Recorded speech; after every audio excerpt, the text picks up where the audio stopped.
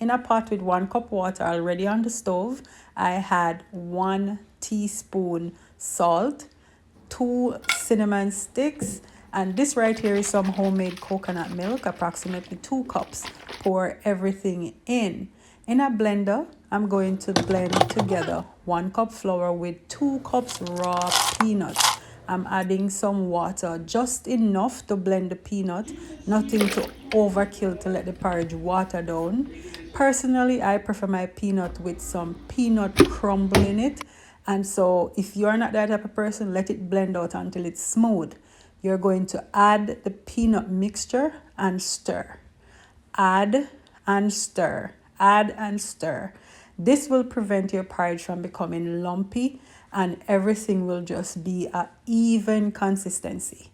Once I add the peanut flour mixture to the coconut mixture, we're going to stir on